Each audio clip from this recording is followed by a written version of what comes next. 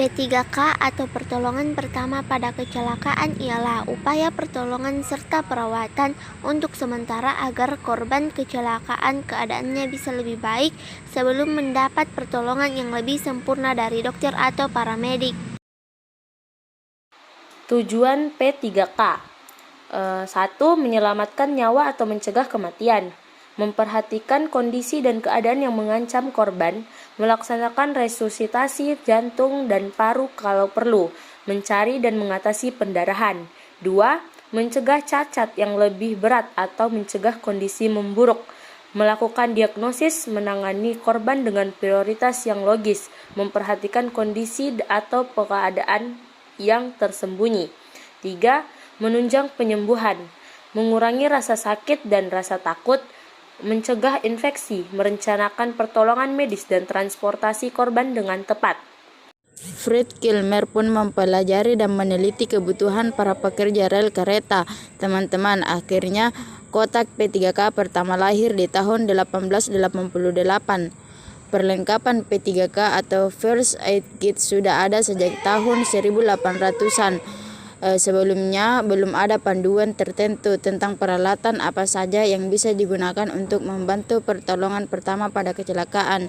Di masa sebelum ada perlengkapan P3K, prosedur pertama yang dilakukan saat ada orang yang terluka adalah menjemput dokter terdekat. Seseorang ditugaskan untuk berlari menjemput dokter itu jika ada dokter terdekat yang bisa dijangkau, teman-teman. Prosedur ini membuat orang yang terluka dibiarkan melewati beberapa waktu tanpa pertolongan kesehatan. Ini juga berlaku untuk seseorang yang terluka parah. Pada perang di Solferino tahun 1859, Henry Dunant sebagai pelopor gerakan Palang Merah telah memperkenalkan teknik daripada pertolongan pertama saat darurat. Bersama penduduk sipil dan para sukarelawan dibantu oleh dinas kesehatan dari kedua belah pihak yang berperang melakukan tindakan besar dan tindakan dasar pertolongan pada korban luka dan sakit. Tindakan tersebut diantaranya adalah pembalutan, penghentian pendarahan, pembidaian dan lain-lain, dan hal ini sekarang dikenal sebagai tindakan pertolongan pertama. Kemudian kita kilas balik tentang sejarah.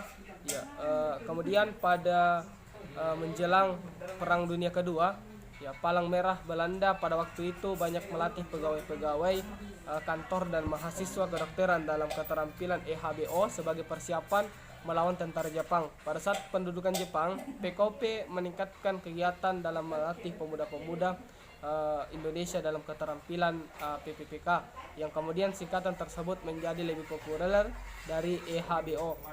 Setelah proklamasi kemerdekaan 17 Agustus 1945, maka beberapa tokoh PKP mempersiapkan regu-regu penolong PPK. Satu bulan kemudian, 17 September 1945, lahirlah Palang Merah Indonesia yang kerja pertamanya adalah membuat regu-regu penolong yang bernama Mobile Colon. Anggota Mobile Colon adalah para pemuda-pemudi yang tentu sudah dilatih oleh dokter-dokter dan para perawat tentunya dari rumah sakit di daerahnya masing-masing. Hal itu berdasarkan dari instruksi pertama markas pusat PMI pada saat itu, agar dokter-dokter di daerah membentuk cabang dan membuat regu penolong. Tujuannya adalah untuk persiapan menghadapi peperangan agresi kedua di berbagai daerah. Sejak itulah P3K atau PPPK dikenal, walaupun masih dipandang sebagai kebutuhan dan keorganisasian PMI, namun seiring berjalannya waktu, meningkatnya zaman seperti pada saat ini, maka P3K juga dibutuhkan oleh masyarakat di luar PMI itu sendiri, dikarenakan kecelakaan bisa terjadi di mana-mana, dan tentu kita perlu mempersiapkan hal tersebut ketika datangnya kecelakaan tersebut. Mungkin terima kasih. Terdapat beberapa klasifikasi cedera dalam P3K, yaitu penilaian korban, pertolongan pada cedera sistem lunak, pertolongan pada cedera sistem otot rangka, luka bakar, pemindahan korban, kedaruratan medis, dan keracunan. Cedera jaringan lunak atau sering dikenal dengan luka merupakan terputusnya keutuhan jaringan lunak yang meliputi kulit, jaringan lemak, pembuluh darah, jaringan ikat, membran kelenjar, otot, dan saraf. Prinsip-prinsip P3K, prinsip-prinsip atau sikap saat melakukan usaha pertolongan pertama pada kecelakaan sebagai berikut. Yang pertama, bersikap tenang dan tidak panik. Yang kedua, berikan pertolongan dengan cara yang cepat dan tepat.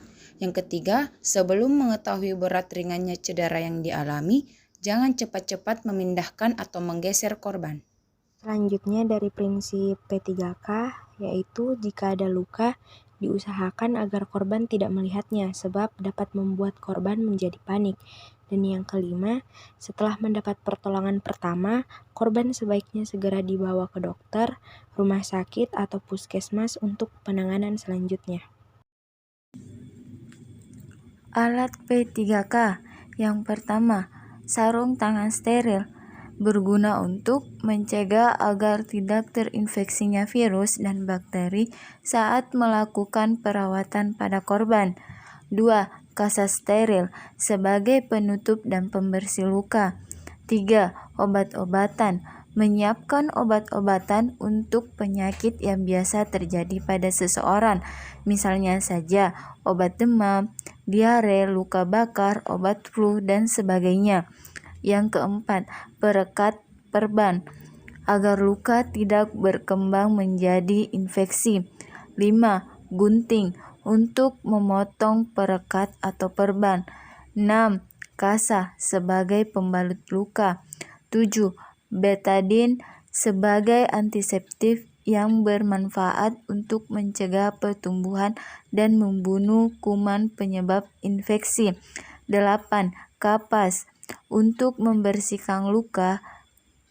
9. Alkohol untuk membersihkan darah atau luka. 10. Plaster untuk merekat kasa.